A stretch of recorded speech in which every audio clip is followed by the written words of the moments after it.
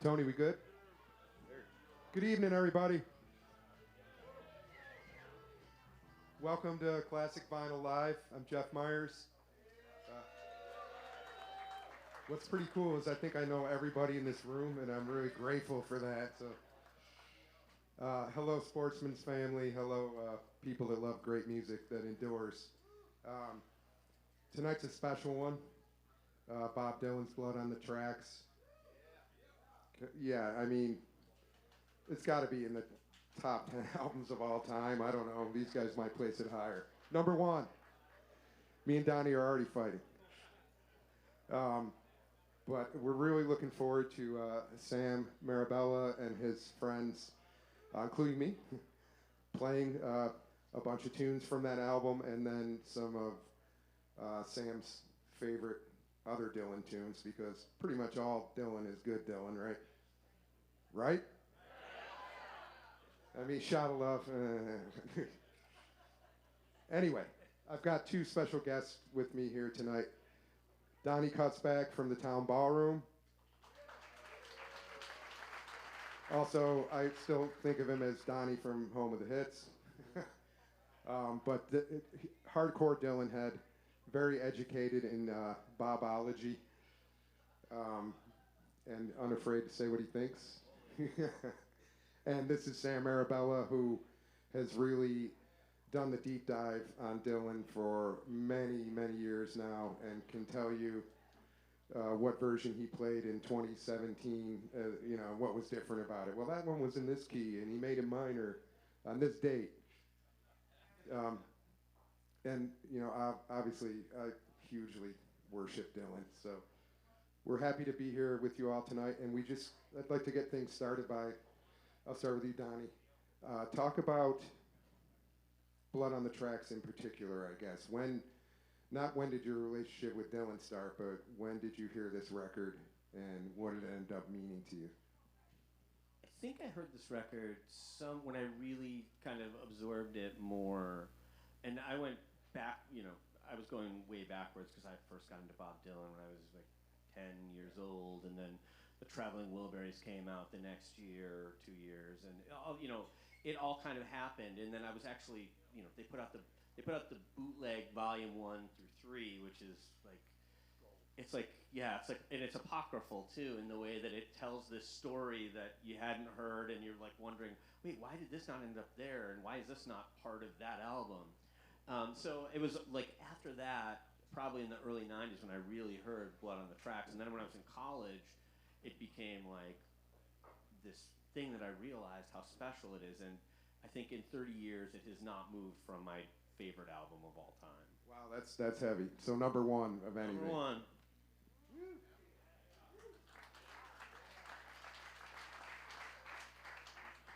People agree. That's heady praise.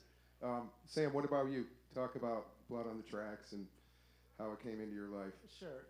The first time I really started listening to that record, I'd already heard Tangled Up in Blue. And I was in college, and I saw a gentleman from Syracuse, New York. His name is Jamie Miller Thomas. And it was a really slow, quiet show, and he unplugged his guitar and sat in front of us in a chair and played it. And I'd heard the song before. I just didn't care yet, And that's what kind of happens with a lot of these Dylan songs. I feel like I'm kind of introduced to them sometimes by other people. Not so much now. I just buy anything I can get my hands on or listen to. But when I heard it, it made me put it in the selection where you would go to BMI and scam them out of CDs that would arrive at the door. And so I got the album, and then I was like, wow, that's great. But I think that when I really heard it was probably when I went through a divorce, And I feel like all of these songs, but specifically "Tangled Up in Blue" has to be one of my favorite songs, just because it's just the soundtrack of everybody's life in at least one verse, Yeah, that's a really good point. Yeah. So that's how I got introduced to that particular album, For me, it kind of came later too. Like, I was, I think 8 when the album came out. it wasn't on my radar at the time. I was like, Beatles obsessive, and really starting to get into like the Doors and Zeppelin. And, still am. Never got over any of it. But I knew of Dylan because my mom had the first greatest hits, where it was backlit. I think it's a cropped picture. He's standing next to George Harrison, I think. But anyway, that greatest hits album. And my mom was a folkie, loved the Kingston Trio, Peter, Paul, and Mary, Joan Baez particularly. And she dug Bob. So I was introduced to him as the, quote, protest singer that my mother totally revered because, I was taught, like, this man did a lot for our country. He was writing the songs that spurred the civil rights movement. So, filed that away, loved it. I didn't really get into Dylan in the way that it matters until, high school, later high school. Yeah, in the way that it sticks you and you can't get it unstuck, And this might be weird, but it was Infidels. Like I saw the Joker Man video on MTV. I think they maybe played it once. I don't know, but I'm like, whoa, because I grew up around books. I'd read like On the Road, Kerouac, and James Baldwin's Another Country. Like the same year when I was like 10. My mother let me do that, So all of a sudden that came back, and I'm like, this guy writes better than anyone. And then Oh Mercy came out, and then the career renaissance really, well. The renaissance was kind of like that, and then it kind of went. The hint of the career renaissance, yeah. But anyway, once that happened, I was like, okay, I got to get everything. And Desire hit me first, and Isis, and these Oh Sarah, these tunes that just absolutely broke my heart, blew me away. Well, you're going backwards. You get to the one, and you have to have a little living under your belt, I think, to feel that. So once you feel it, you don't unfeel it. I don't know if it's my favorite album of all time, but it's in the discussion for sure. Can you guys? I kind of babbled there, but that's what I do. Can you tell me about how you got into Bob in the first place a little bit? I think I've always been sort of this sponge for all kinds of music, and I still am to this day, I'm glad to say. It was one of those things where I knew Bob Dylan growing up. My mother actually saw him. Is anybody here old enough and as much of an old head to have been at the show that he played at Kleinhans? We got a few people. So it was basically during that tour. I'm telling the story. My mom passed away last year, so I like sharing stories like this so these things go on. But it was during the tour. It was after Judas. It was people were hearing word of mouth that he was doing the acoustic set in the beginning, and then the Hawks, as they were called, were playing behind him, and so people booed once that happened. And it almost became just a thing that people went to go do it. So the old folkies went and booed him. They stayed reverent during the first set. And I love the fact that happened here in Buffalo, but I'm getting sidetracked. Oh, that's awesome. So I had, known Bob Dylan in my house, but it was the same kind of thing where you start seeing, I remember seeing Joker Man on MTV and getting getting your own collection together, figuring out the things that you like, that you're into. And I remember it might have been Infidels that I got it on cassette. And then the Traveling Wilburys came out, and I was really, like, those were all the guys for me. Yeah. So that sort of changed my course. And I mean, I can honestly say, I wonder if I would even be here today if it wasn't for Bob Dylan, because going to see him a bunch of times. I took my mom to see him when he played at Art Park in '94, and then I was right across the street at Buff State when he played in '96. It was the year I graduated college, and I became a thing. I would follow him around. I sat in front of you when Dylan and the Dead played at Darien Lake. That was fun. And then I ended up doing this, and I've gotten to do 5 or 6 Bob Dylan dates over the years. So it's crazy. It's those moments that happen. But Bob Dylan has really been the one thing, no matter what the shifts in music are and the things I love at that point, it is always like that one kind of like North Star. And I meet a lot of artists all the time, and it's crazy when you meet people and artists of all, like, really coming from disparate styles, and who Bob Dylan is that thing, is one of those things for them. That was very well said. Cool.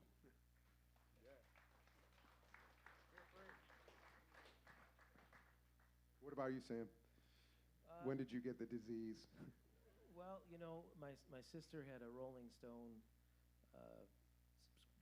subscription that was coming to the house, and so I think I was probably about 10 or 11, and he was on the cover. I'd check him out, but I read that interview. I think that really digging into it was because when you first start playing the guitar, those are easy songs to play. They're accessible, and there's a lot of people that say that he can't sing. So if you sing some of his songs, you got a shot, you know? So I really started playing them, but as you read them, and then all of a sudden you find all these verses for some song that you haven't heard yet, and you just start to realize that this isn't, this is better than, this is just better. It's better. And it's not for everyone, and sometimes, I've mentioned this to Jeff before, I've been at a concert where I'm staring at him and I'm listening to the harmonica and I'm wondering, is this great? But it is. And it is because it's like you can't take a snapshot of an artist and judge art. It's long. It's 6 decades, it's insane. And the amount of work, and it gets better, and it changes. And that is great art to me. So I got into watching that change. I used to go to shows, a bunch of them at your place, and I would see people you see on their way up or on their way down at those size arenas, and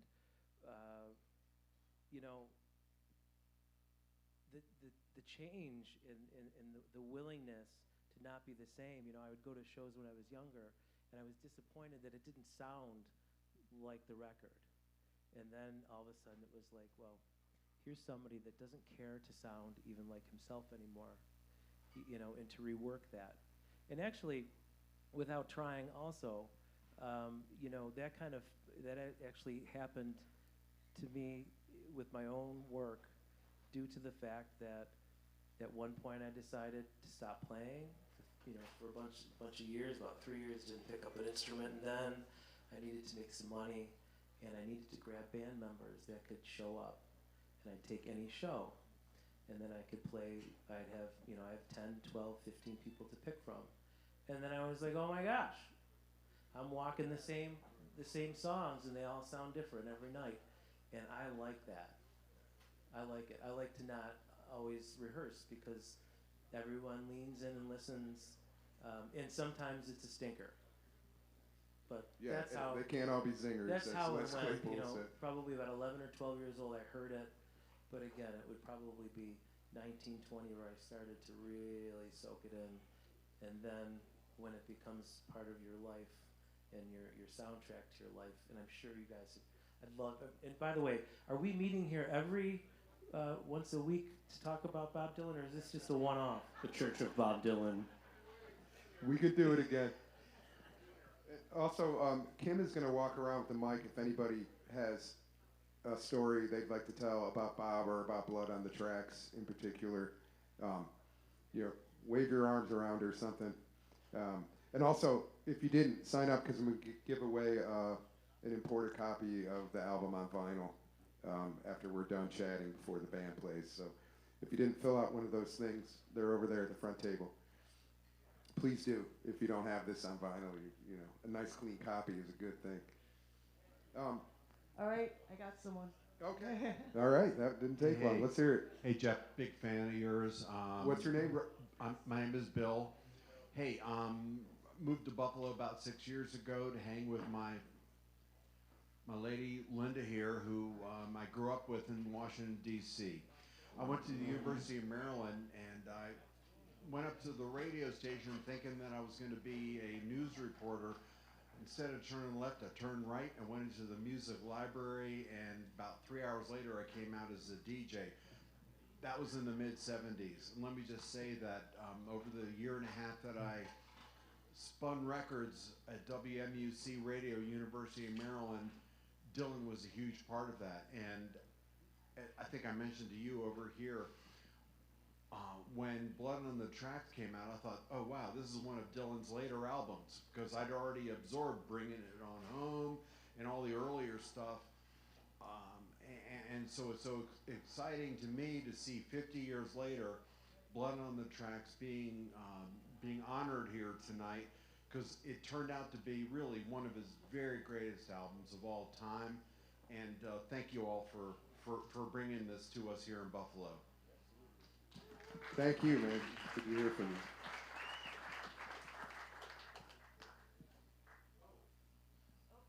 And I will say that I saw Bob Dylan, the old Capitol Center in the Washington area. Bob Dylan, the band, and Eric Clapton. It was pretty good. It was pretty good that night. It's a good lineup. Not bad.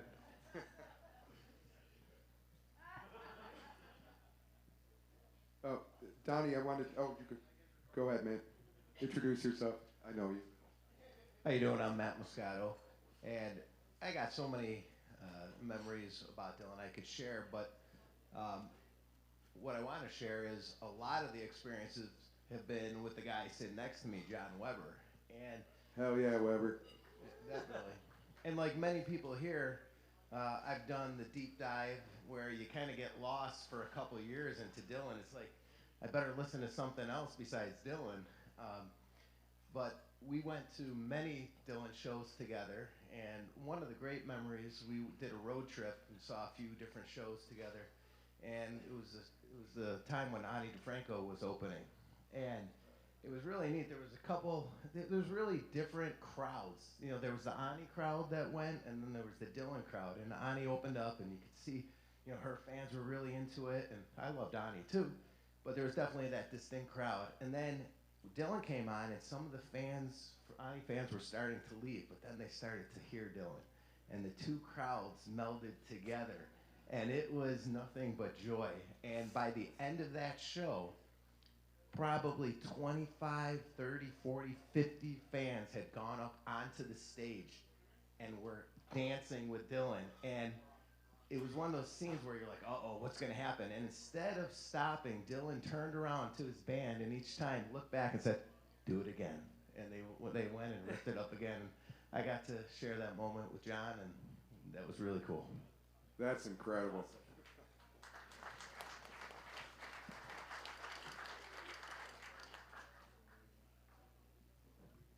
Hi, my name is Annie. I don't know if this fits the Dylan realm, but I was a junior in high school and I had a super big crush, and I still do. I don't see him here tonight though, unfortunately, on my English teacher. And he introduced me to Bob Dylan. And from then on, so that was 2001, from then on, my main thing every year thereafter was to go see Bob Dylan. And then my first Bob Dylan show was with this guy who's now my husband, and it was November 3rd, I think, 2001. It was right after 9/11. And he was in Toronto too, and I begged my parents to go, and they says, no, you're not going over the border, no way, no way. And so we went to Syracuse instead. And it was an incredible show, and I'm happy to say that now, all these years later, we were able to take our 3 daughters to see him this summer. I love it. Yeah.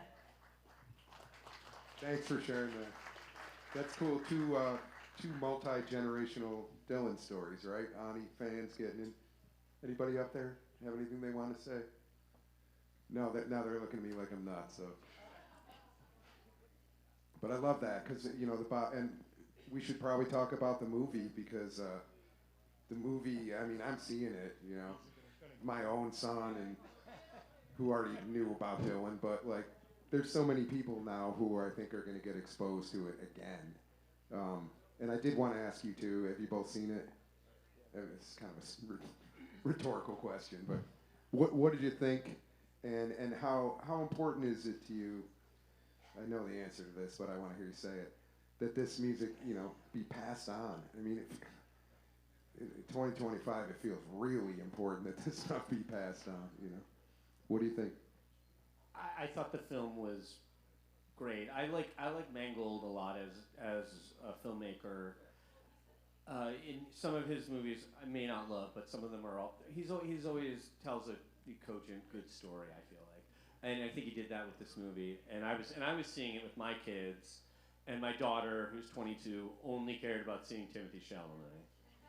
Whatever works, man. It's right, and my son is 15.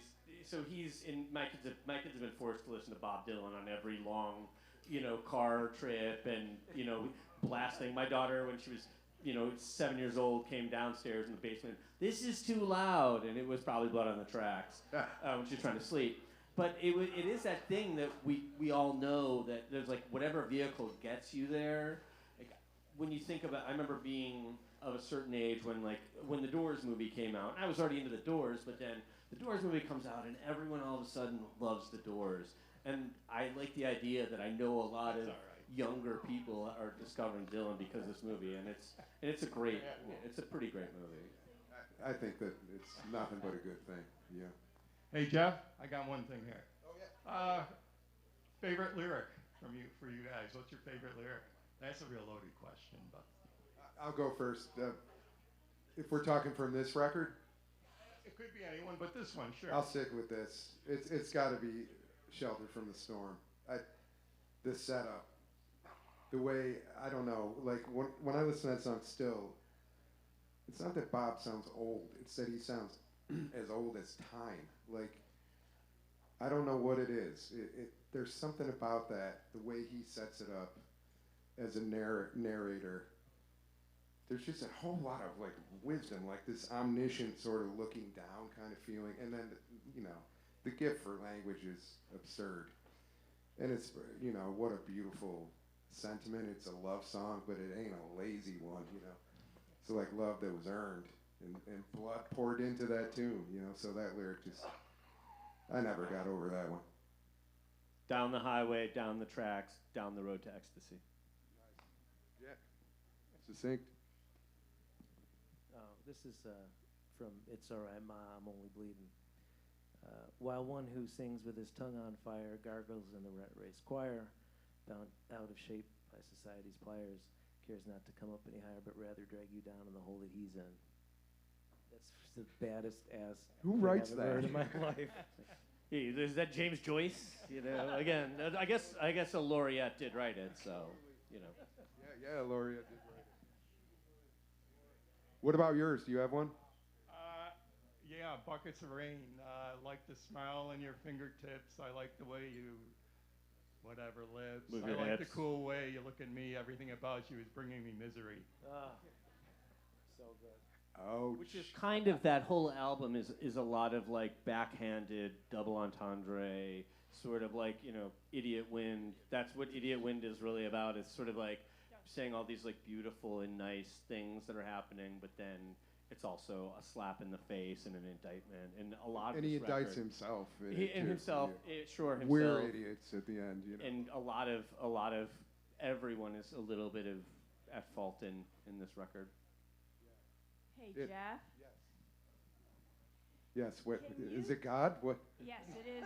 Yes. Yes, it is. And she's pissed. It's God, and I'm pissed. Can you tell everyone here they may not know about you writing the intro? a good Dylan story. used for years. Awoke to find Jesus. I could read it. No. Yeah. That's. Could you read it? Could you do it in the announcer's voice? I could try. I'd have to pull it up. Good on my evening. phone. Yeah. Does everybody know that? So if you don't know about, I mentioned this to Jeff a few weeks ago, and we had a good laugh about it. So I'm trying to think of what year that was. So please excuse me. 2004. Was it 04? Right? 2002, I think it was 02. It was 02. 02 when I he know, played the yeah. fair. It was Yeah. 03. Wait, hold on. It was 01. It was I think it was 01. Yeah, That's no, it when was, the fair it was show was? 2000, It was 2001 Wow. at the Erie County Fair. So what happened was before Bob Dylan came to the Erie County Fair, Jeff had a section in the paper and wrote about Bob Dylan and mentioned that, it really described his career. I think we should read it I think we should Read read it. it. You know? Yeah. Let me find it on my Who phone. wants to hear this? This is pretty great. And if you were at a Bob Dylan show for at least 10 years, Yeah. this was what was said before Bob Dylan would start the first song and For 9 walk on years. stage. Yeah. All Oh, over yeah. the world, right? Every show. I think almost every show or I'm pretty almost sure. every show. Yeah, I don't. Yeah. It's insane. Keep going. Keep talking. Well, anyway, Tell them why you heard it. my version of the story is I wrote this piece. It came out in the Gusto. It was a cover story. I got to give a shout out. I don't know if he's here, but my editor at the time was a guy named Mark Summer. One of the, I don't know if Mark's here. One of the best editors and writers of Buffalo News. Huge Dylan ever fan, had. too. Yeah. What was that? He's a huge Dylan He's a fan. huge too. Bob head, and he's like, "Hey, I'm gonna talk to Margaret. We're gonna get like extra space for you to do like something on Dylan for the cover, And that encouragement was all I needed. So I wrote this piece, and I'm like, okay, cool, go to the show. I think we parked our cars at the old record theater. That was You sneak under the fence. no, I actually had tickets. We I used to was do that. reviewing the show. No, but we would sneak under the fence You to get do, into the yeah, fair. yeah, I the did fair. the same thing. You know what I I'm had talking tickets about. too, but to not have to pay the fair price for anything, you'd like sneak It under was the fence. it was perfect. So before every show, so you realize this was probably written a week before the show. It's in the paper, and so somebody obviously read it to Bob Dylan, and he said, "Well, let's put it on before I perform at the Erie County Fair," and then continued to do that for nine years all over the world. This is it. So I think he had his tour manager read it, and it went like this. The voice of the promise of the 60s counterculture. The guy who forced folk into bed with rock, who donned makeup in the 70s and disappeared into a haze of substance abuse, who emerged to find Jesus, who was written off as a has-been by the end of the 80s and who suddenly shifted gears, releasing some of his strongest music of his career beginning in the late 90s. Ladies and gentlemen, Columbia performing artist Bob Dylan. But Jeff wrote that. How awesome is that? That's part And of history. he hasn't gotten a penny since. Yeah, no. Yeah, and then I end up losing my job, so you see how that goes. I'm going to write my own blood on the tracks about the Buffalo News. Anyway, I got to tell the story. So we parked at Record Theater. I'm with my brother. My only brother, Dave, a bobhead, like as bad as all of us. We get there, we're walking. We met some friends. We're walking that path to get to, we timed it just right. And I don't know. I guess this isn't weird anymore. We burned one down. We got in, got to our seats. I'm like, perfect. I'm feeling just absolutely perfect. I have a beer, a slight buzz. Bob's coming on. And it started, and then that started, and I looked at my brother, and he's like, I'm like, what the fuck? Some good weed. Did Dave know? Dave probably didn't realize it until you told him. Oh, he totally knew. Did he? He totally knew because he'd read it. He was like, oh, "You did a good job," and that he would be critical if I didn't. How'd you leave out, bringing it all back home in that, or something? No, he approved. So yeah, he knew, and it was surreal, and that ended up being like it was a great show anyway. So it was an excellent Bob show. But it was surreal, and then he used it for every show for 9 years, so it was wild. And I was honored. What else do you say? So A.J. Weberman is going to be digging through his garbage later to get some more clues. If you get that reference. For old copies of the Gusto. Hey, Jeff. I have a story. Oh, Tony Caniglio, our sound man. Let's hear it. So, my introduction to Dylan wasn't from Dylan at all. I was a teenager in the 70s, and he was just a name to me because I was into, like Jeff, Deep Purple and Zeppelin, mostly Deep Purple. And, Hell yeah. What's that? I said, hell yeah. Yeah. And then I heard, one of you might remember, I think it was Joe's Garage by Zappa, and he says at one point, "Take it away, Bob," and then somebody blows this completely out of tune harmonica. Yep. That was the first thing I knew about Dylan. So Frank says, "You want some Mandy's, Bob?" I heard a couple of Dylan songs over the years, and nothing really mattered to me that much.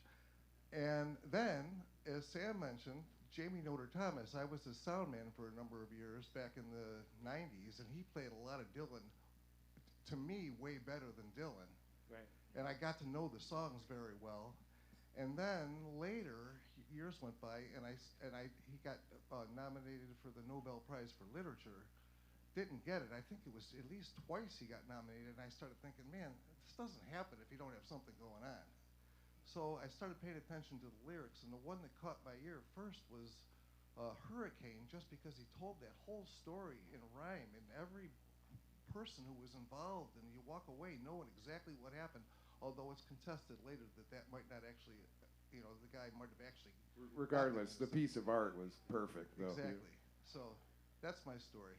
Now I like Dylan. I love it. But I have a playlist I use out back in the summer for the summertime shows, and there's a bunch of Dylan on it, but I made sure I only picked what sounded good to me. Hey, Tony, so, Jamie Noter Thomas opened up for Bob Dylan at Darien Lake. And it was the night after he played Broadway Joe's, so I went there, and that was my first Bob Dylan concert. And it was before the amphitheater, and that was the first experience live, and it was like... How awful was that old venue at Darien Lake? Well, not even just the venue. The sound was awful, of course, but even the band was filled with, it was Mick Taylor on the guitar, but it was just thrown together. It was a weird band. It was a weird band, and that's the first time I went to a Bob Dylan show and said, "Is this good?" But it was a great memory. I had a great time. Yeah. That brings up something I wanted to ask you guys about. We've all been at this a minute. We've seen a lot of Bob shows. Do you have a favorite period, within the time that we were going to shows? Obviously most of us didn't see stuff in the 70s. For me, I've got to say that 2002 era band, Love and Theft era, with Larry Campbell, Right. Stu Kimball. Was it Stu Kimball? No, Freddie. I forgot his name. Freddie Coella, I think, was his name. He was only in the band for a while. They were on fire. Like, to me, that was the most smoking Bob I'd ever heard. It sounded like the band, but like, 21st century version. And that still remains some of my favorite live music I've ever heard. But that's mine. What about you guys? I think my favorite of seeing Dylan and like one of the most unique. I had like an interesting perspective because I got to do a few shows with Dylan. Including at Buff State, wasn't that Buff your show? State, no, I was in college. I had somehow gotten in. We did like Art Park. Yeah, the Art Park We shows. did, yeah. I have the set list from that show. That was a great show. That was an amazing Well, show. we did the last one at Art Park, not the one in '94, but I was at the one in '94. I have the set list from the Buff State show. The Buff State show is great. Yes. I have the Yes. recording of that. So yeah, we could go in the weeds on bootlegs and set lists. I mean, we could be here for 3 days if we have enough drugs and alcohol. But We have alcohol. my favorite show is that it was probably about 12 years ago, and we did a show at RIT, at the Field House at RIT, which is a smaller venue. It's great. And Elvis Costello opened, which makes it extra kind of unique. But it was one of the times, and if you've seen Dylan enough in the last 20 years, you know that he constantly changes things. He does things a little bit different. He might play, for a while, he's playing half the songs on guitar, half on piano. You don't know what he's going to do. Oregon, there was that brief time. Yeah, around 2002, he was doing The that arrangements, the set list. I remember I had a really bad flu one year, and we were doing shows we had a show at Syracuse. And he played, and nobody's supposed to be in during the sound check, but I hid in the back. And I had missed one of the shows that we did, which I think was Rochester, because I had the flu really bad. So I had to be really sick not to be at a Dylan show. But then I went to the Syracuse show, and he played Tough Mama in the sound check. And it was immaculate. It sounded incredible. That was cool. But going back to the RIT show, this is something that's a little bit more, I don't want to say like inside baseball, but Bob does not use video. If you've seen him, you know there's no like, he's very spare on the lights. He doesn't like any of that. Very mood lighting, and that's it.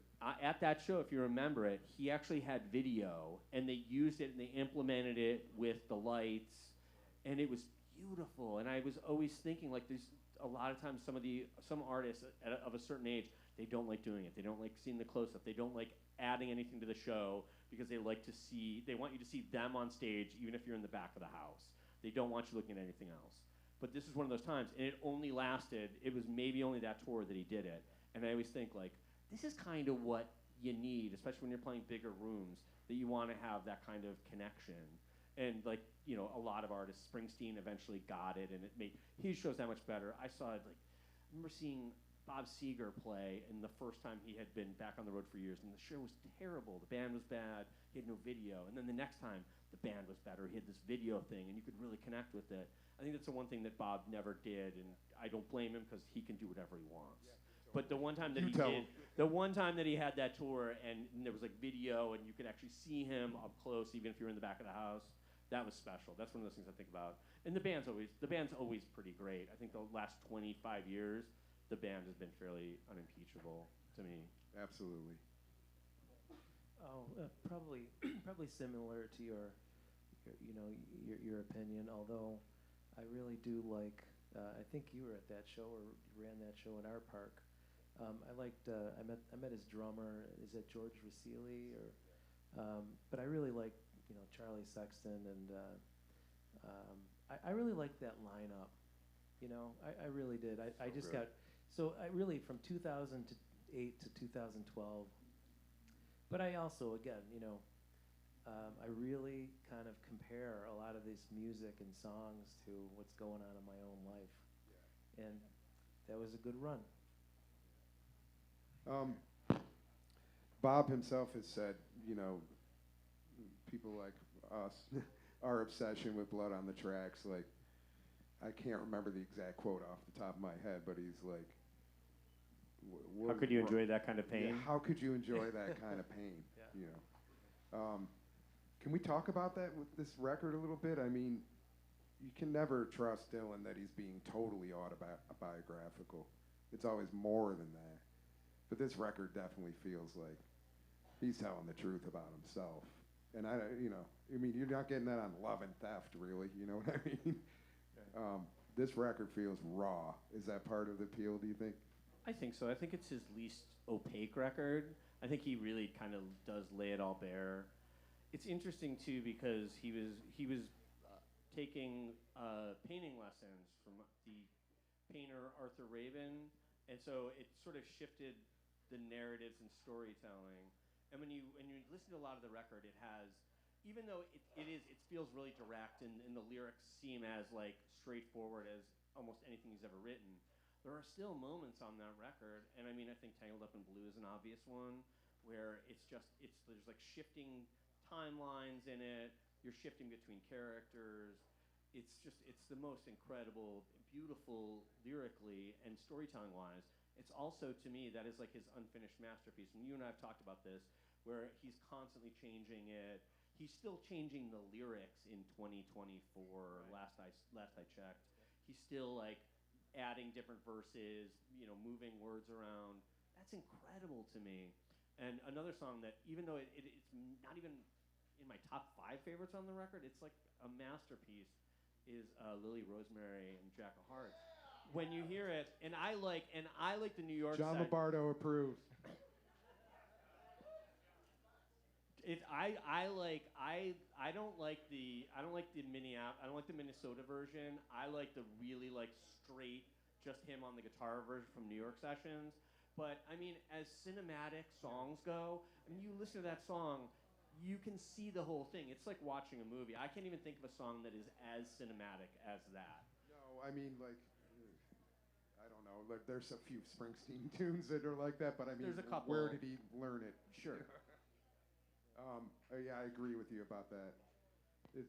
Cinematic. I mean, Tangled Up in Blue could be a movie. I mean, it's the whole story, told with so much economy, even though it's verse after verse. Like, no fat on that at all. It hits. Rosemary and the Jack of Hearts is 3 people in the title. Right. If you listen to the song, it's only 2 people. Right.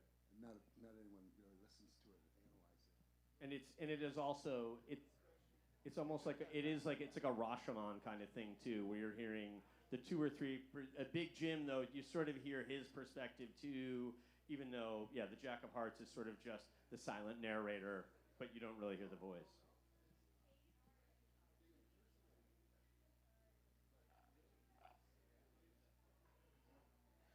We are geeking out. Oh man, this is awesome. Yeah, we will talk about it later. And to write a really sad record, you have to break up with your wife, who was an underwear model. That will do it. That will do it. That will make you miserable enough to come up with those kind of lyrics. I'm dying to play some music. Yeah. I'm gonna play some songs. Let's do that. One last thing. I mean, I felt like that record was the beginning when like Bob just struck me as lonely, and I feel that now when I go see him too, like, and the things I hear about, it's just that character in Tangled Up in Blue is still on the road heading for another joint, it never stopped. I actually mentioned that to my daughter. I took my daughter to see that movie. I've been, force feeding her Bob Dylan now for 11 years. She's 11 years old. Good work. So, thank you. But we went to see the movie, and it really occurred to me how lonely it seems, especially to be that famous that long. That's a long time. To have, that's a lot of pressure too. This is a good-looking guy when he was younger, right? He's still good looking. Yeah. Well, but what I mean is, it's. All right, this just got creepy. Yeah. I agree. Tell me I'm wrong. You're not wrong. But how interesting to see somebody that's 19 and 20 and 21 and that famous is a good-looking guy. Back then he looks like Justin Bieber, but he's showing up with a band and telling everybody to, I mean, he looked like he looked like a pop star, but was spewing out brilliant words, and I mean, it's just beyond me. I really enjoy it. I really enjoy his career. I don't love him. I love my dad because he doesn't love us. By the way, he would be very clear about that. But I really, really admire the work. I really like his work. Amen. You guys want to hear some music? Let's hear it. Thank you, Donny. Thank you, Sam. Thank you. Really appreciate it. I'm going to give away the vinyl before the band starts, so everybody sit tight, have a drink. We'll see you in a minute.